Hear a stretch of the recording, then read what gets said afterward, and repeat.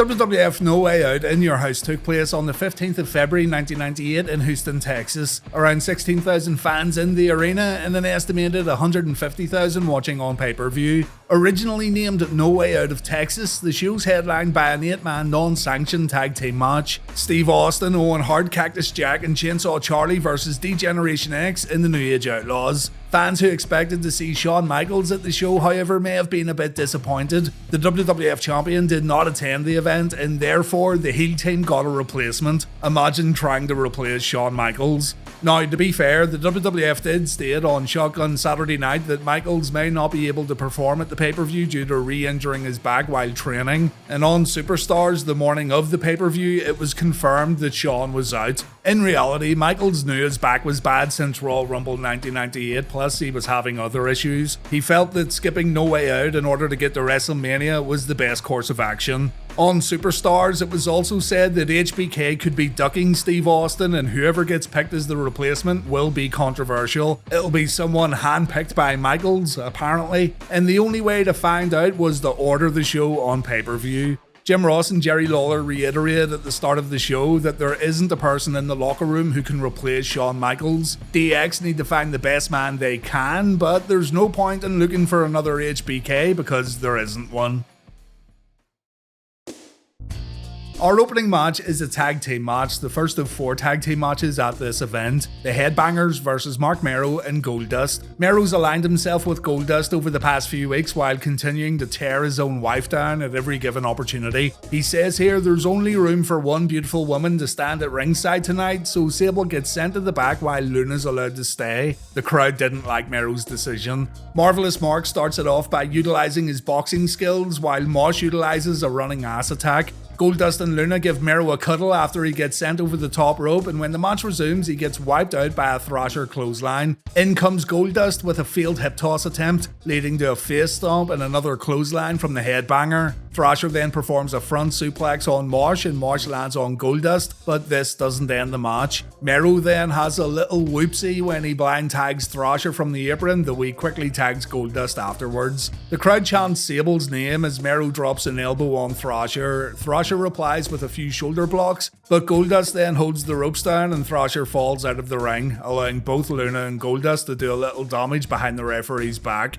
Mero goes out too and Thrasher gets his head rammed into the ring steps, and when the match gets back in the ring, we can see that Thrasher's got his head busted open. Mero drops his opponent on the top rope and Goldust comes back in with a jumping clothesline. Mero shows Goldust up by performing a chin lock when he gets back in, and Marvelous Marc gets annoyed when fans chant Mero sucks. Marilyn Dust gets tagged after a Marc Mero uppercut, and the crowd pops when Thrasher finally fights back with a running crossbody, but the heels continue to quickly tag in and out while keeping Thrasher away from Mosh. Mosh unintentionally distracts the referee, and this allows Marc to choke Thrasher with his wrist tape. There's a rough looking sit down powerbomb right there from Mero, and Marc then goes for the TKO, but it's countered with a DDT. They've built up to this moment quite well, and the crowd want to see a tag from the Headbangers. Mosh gets that tag, and so does Goldust. The heels get taken out, and we see a double flapjack from Mosh and Thrasher. The Headbangers then try to end it with a stage dive, but Luna pushes Thrasher off the top rope, and this allows Mero to hit that TKO. The match should be over, but Sable returns to ringside, resulting in Mero and Goldust having to stop their valets from beating the hell out of each other. In the middle of all the commotion, the Headbangers do the old switcheroo, and Thrasher ends up pinning Mero for the win. And after the bell, officials have to get involved in order to stop Sable and Luna from fighting each other. When Luna and Goldust leave, Sable pushes Mero and Marc falls to the mat. The crowd cheer for Sable, Marc leaves with his tail between his legs, and there you have it, the No Way Out opening match. A pretty standard tag team match, but they did build up to the hot tag quite well. It's not a match you need to see though. Owen Hart says he has no problems with a mystery man getting added to the main event tonight, and in regards to Stone Cold Steve Austin, Owen says as long as Austin stays out of his way, then Owen will do the same for Stone Cold. At least they didn't completely ignore SummerSlam 1997 here. Owen has one mission tonight. He wants to bust Triple H's legs, kick his leg out of his leg, kick or be kicking, whatever, and Owen looks ready to go tonight at No Way Out of Texas. Next up, we have a light heavyweight championship match. Pantera versus Taka Michinoku. Pantera defeated Brian Christopher to get a shot at the championship, and he turned heel on Taka on Shotgun Saturday night. He then teamed up with Christopher to defeat Taka and Aguila last week on Raw. We've got nothing else here though in terms of storyline. Too Sexy joins the commentary table when the match gets underway. Pantera dives over the top rope to the outside and Taka gets taken out early on. Christopher likes what he sees, but he doesn't like Jim Ross calling him a yahoo. Pantera performs an arm drag takedown followed by a head scissor takedown. He ends up on the outside and Michinoku pulls off his big top rope crossbody. Pantera then takes a punch to the head, and back inside the ring, Taka stays in control with a basement dropkick. Lawler and Christopher love Pantera's head scissor takedown while Taka's on the apron, and Taka sails to the back after a dive from Pantera. And speaking of Brian and Daddy Lawler, they get a little carried away while making jokes at Taka's expense, even talking about the shape of his eyes at one point. Pantera focuses on the lower back with a double underhook backbreaker, a camel clutch, and a stiff kick to the spine. He then performs a surfboard, and the back body drop that Taka takes over the top rope doesn't look like much fun either. Pantera performs a senton dive to the outside that looked great. Brian Christopher calls this a taco twister. And the attack to Taka's lower back continues with a top rope elbow drop and a tilt-a-whirl backbreaker. We see a top rope Hurricane Rana from Pantera. He follows this up with a moonsault, but he gets too confident and his second moonsault completely misses. Taka wants to perform the Michinoku driver, but his back gives way, so he fights Pantera off long enough to perform a top rope dropkick, and then he's able to perform his finisher. Taka Michinoku wins, and Taka is still the light heavyweight champion. Brian Christopher wants to attack Michinoku after the match because he's sick of hearing about him, and when Jerry tries to stop him, Taka takes both guys out with a top rope splash. That sore back sure did heal up quickly, didn't it? The Lawlers try to jump Taka inside the ring, but Taka dashes through the audience, almost knocking a little girl out in the process. One of the better WWF light heavyweight matches here though at No Way Out. I thought this one was decent.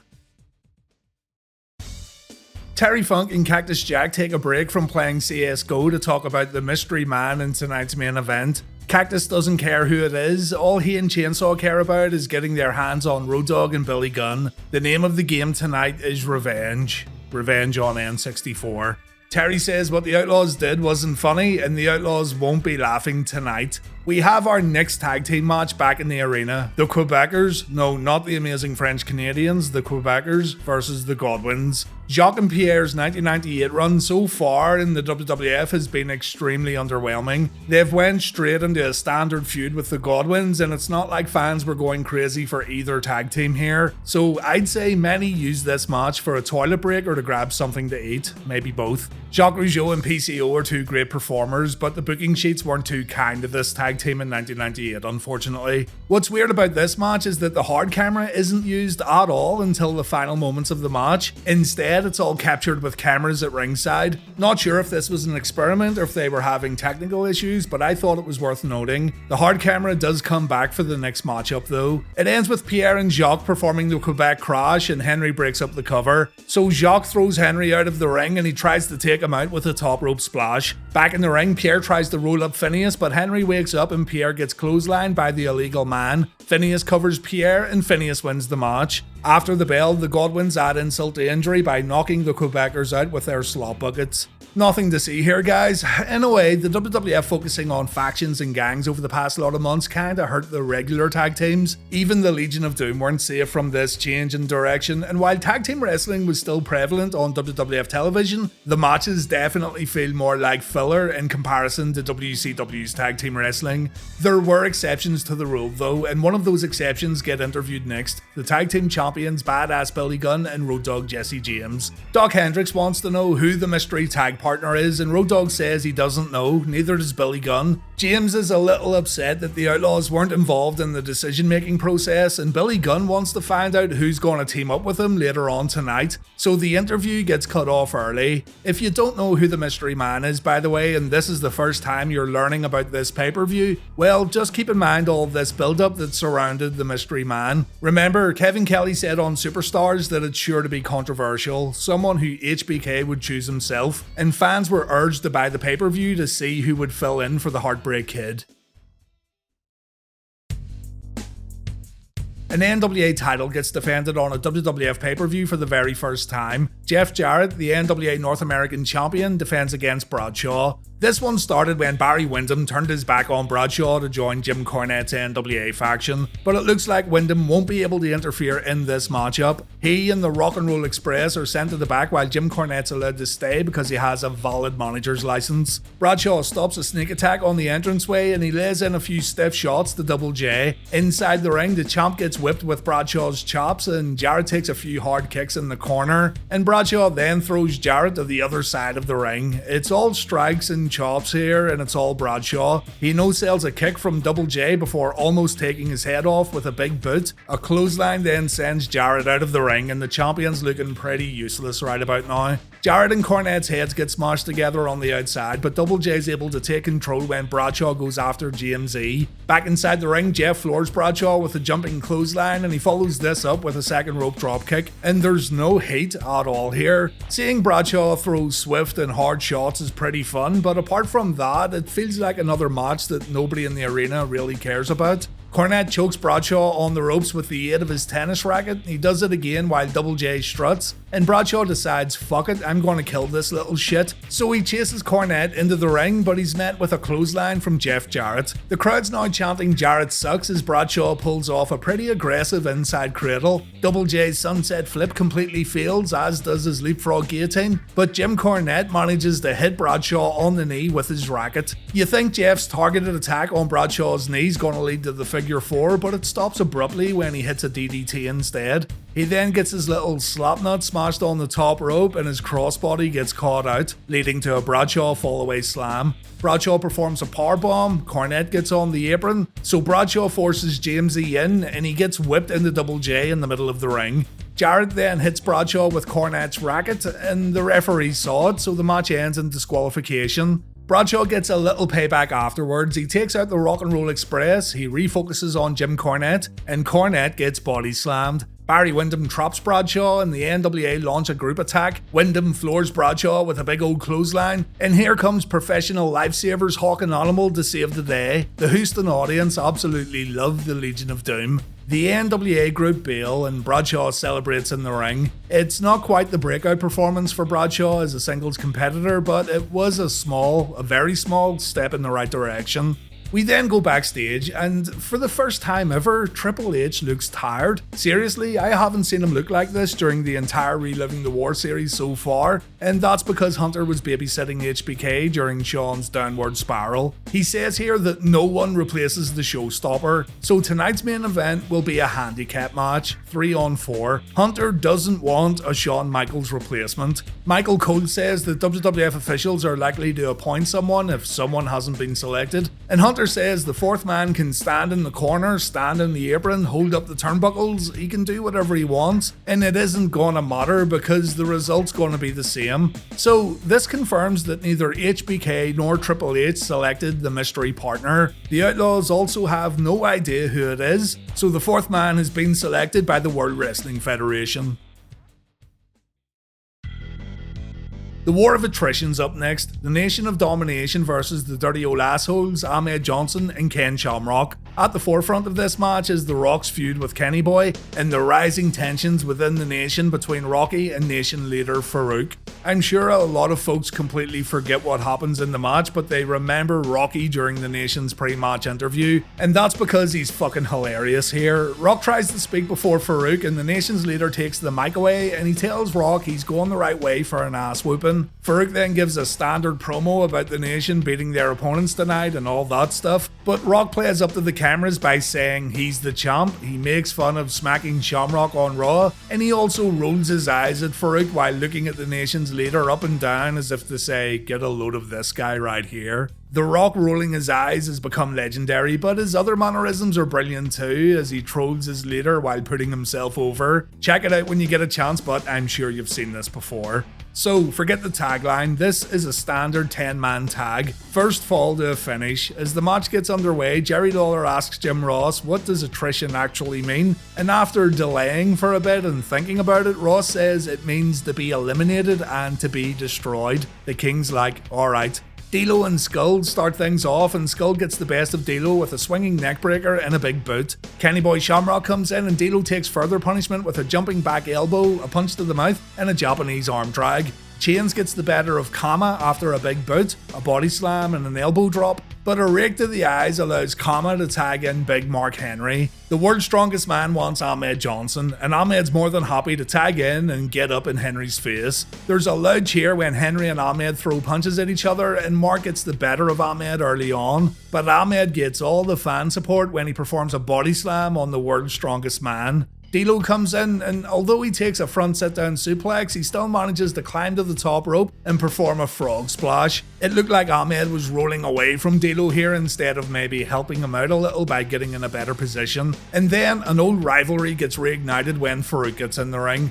Unfortunately, Farouk and Ahmed's time gets cut short. Johnson performs a big spine buster and he's all fired up afterwards, but he then tags out when The Rock saves Farouk from a Pearl River plunge. Farouk softens up Kenny Boy Shamrock with a low blow before tagging in Rocky. The People's Champ pulls off a very fast DDT, and Kama gets tagged back in after Rock does a little damage in the corner. The Backer Michael Lackers then tag in and tag out a few times, and it's Kama that takes the punishment. D.O.A comes back in and he delivers a modified frog splash, turning it into an elbow drop. Here comes The Rock again to lend D.O.A a hand before delivering the People's Elbow, and then Kama tags in and he applies a chin lock. Chains and The Rock keep the crowd fired up before D.O.A gets back in, and D.O.A gets another chance to show off his aerial abilities. He misses a moonsault, but the motion was definitely smooth. When Shamrock and The Rock get tagged in, all hell breaks loose and we get the loudest pop of the night so far. The fans rise from their seats as everyone gets in the ring for a big old brawl, and then the match comes to an end when Rock and Farouk try to throw their opponents into each other, but it doesn't work out as planned.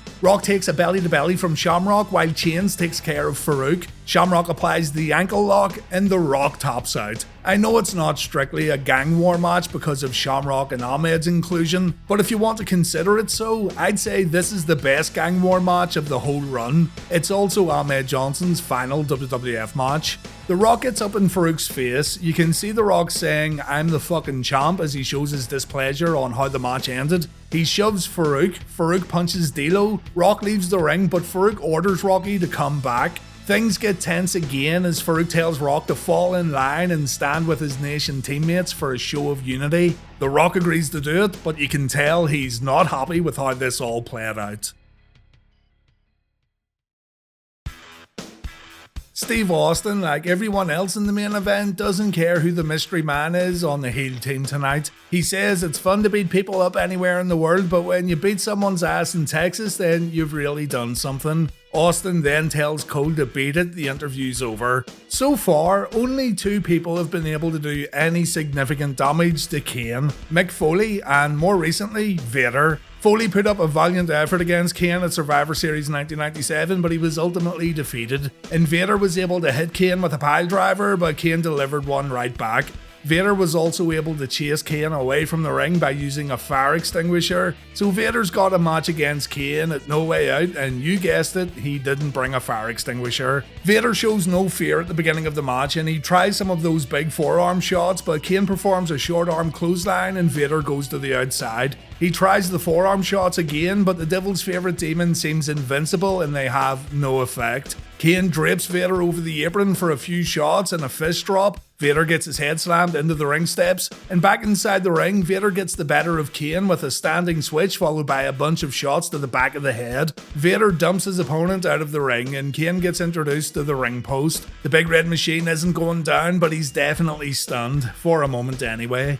Kane jumps off the top rope with a diving clothesline. He gets vicious in the corner as the crowd chants for Vader. He performs a big suplex in the middle of the ring and Paul Bearer laughs his ass off. And Kane shows off his athleticism while Vader's draped over the top rope. This is a move he'd end up removing from his arsenal though. The destruction continues with a clothesline from Kane, but when Vader gets backed up in the corner, he starts fighting back. A few of those punches definitely connect too, and Kane has to lower his head to push Vader back in the corner. Good stuff. In comparison to the Mick Foley match, this one has definitely felt more like a traditional wrestling match, and fans are getting to see what Kane's truly capable of here. The Big Red Machine body slams Vader and he snaps his neck off the top rope while jumping to the outside. Vader tries his best to keep Kane out of the ring afterwards, but Kane comes back with a DDT. He goes for a chokeslam, but Vader kicks him in the balls before delivering a clothesline, and Vader's feeling confident now while Paul Bearer begins to panic.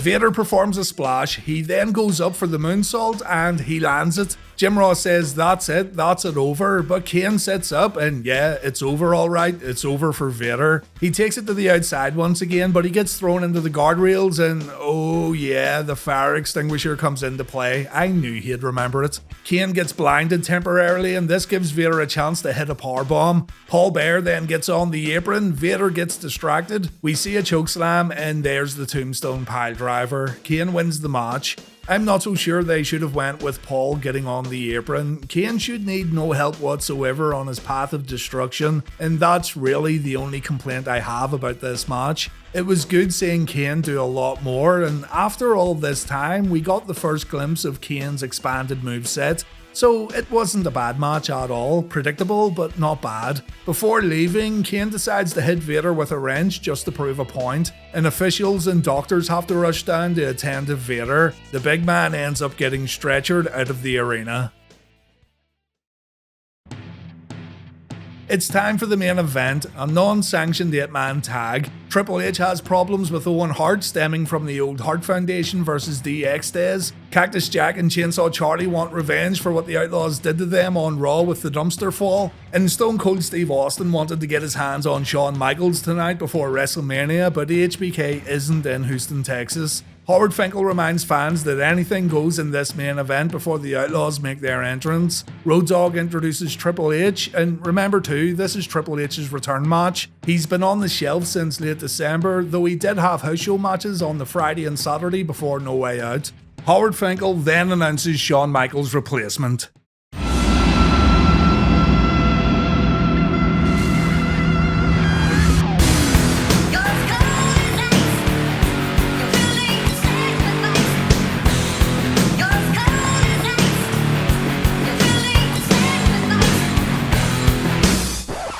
Nah, only joking, it's Savio Vega.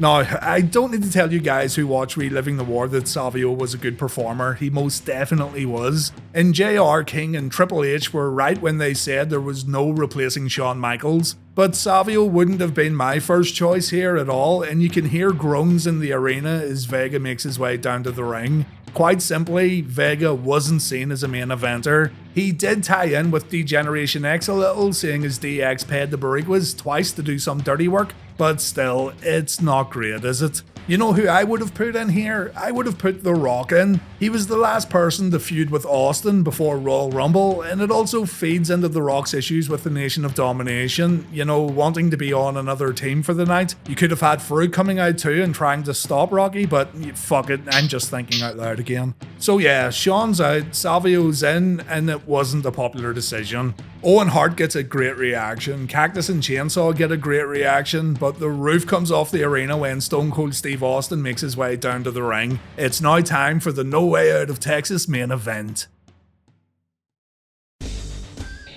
Billy Gunn and Stone Cold start things off, and Gunn gets his ass kicked by the Rattlesnake. Everyone else joins in and we have fights going on all over the ring. Badass and Stone Cold are right in the middle though, and Gunn takes a trash can lid to the face. Stone Cold goes for a stunner, but Billy Gunn gets out of harm's way. Can't help but think that this is how it should have started with Michaels and Austin, but Austin uses the trash can lid on Road Dogg, and Triple H takes a Flair corner bump before getting clotheslined by Stone Cold. The focus stays on Austin as he chokes Triple H with a mop at the commentary table. Inside the ring, Cactus Jack smacks Road Dogg with a tray while Austin breaks a broomstick over Hunter's back. Chainsaw Charlie sets a table up in the corner and Road Dogg gets thrown into it, and then Owen Hart performs a hip toss on Billy Gunn that sends Badass through the table. It's absolute chaos to start this one off, and fans inside the arena absolutely love it. Triple H breaks up Owen Hart's sharpshooter on Billy Gunn, and Badass goes out to attack Steve Austin beside the timekeeper's table. In the middle of all the pandemonium, we see a rare powerbomb from Triple H on Owen Hart.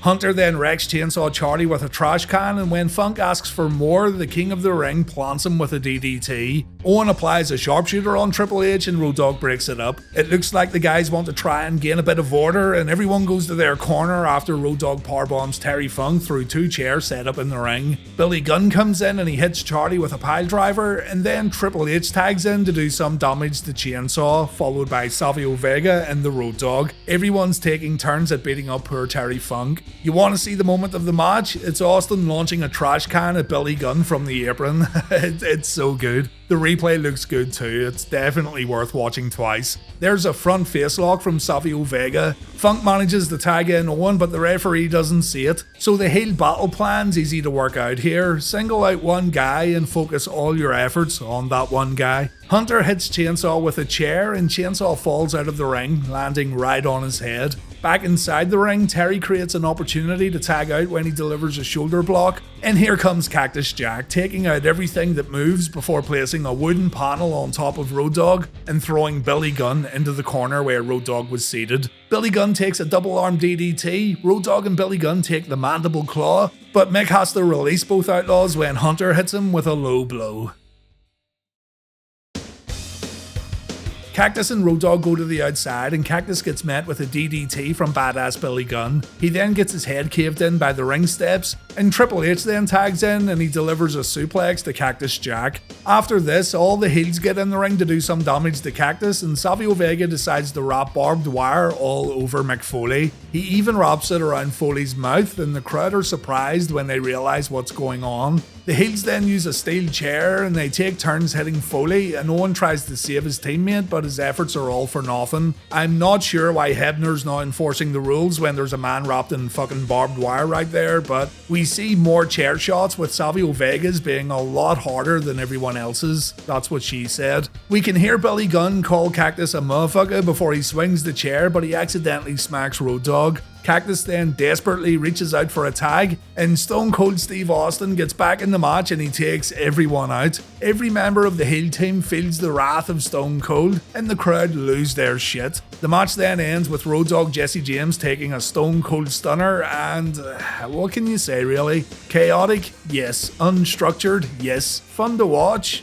It's fine. I know people prefer matches like this to a more traditional main event. Really, this main event was intended to build towards all guys involved meeting up at WrestleMania in separate matches, well, except Savio Vega, but it's also all over the place and you don't really get to see what each competitor is truly capable of. Before we go off the air, Chyna gets in the ring and she squares up to Stone Cold. Chyna shoves Austin twice and Austin can't believe what Chyna's doing here. He tries to leave, but Chyna flips him off, and as Austin would say, that's something you just don't do. So Stone Cold gets back in the ring and Chyna takes a Stone Cold Stunner. Austin celebrates with his Texas audience and the show fades to black. No Way Out of Texas was an average show in my opinion that, in places, felt like an episode of Raw's War. Too many tag matches would be my main complaint, and I didn't care much for the Quebecers match and the NWA US title match. Everything else ranged from average to okay, with the best matches on the card for me being the Nation 10-man tag and the Kane vs Vader match. I only include Kane vs Vader because we got to see the Big Red Machine do a little more in the ring. The main event was okay too, and it's fun watching the crowd pop for Austin, but Michaels missing the match kinda sucked, and for a multi-man match of its size, it was maybe too busy. Honestly, I wouldn't recommend No Way Out. You can do much better than this. Royal Rumble 1998 was a better pay-per-view, WCW Sold Out 98 was a better pay-per-view, but let's find out if it was more entertaining than WCW's Super Brawl 8 show, the next pay-per-view we'll check out in the Reliving the War timeline. Thanks for watching this one guys, I hope you enjoyed it.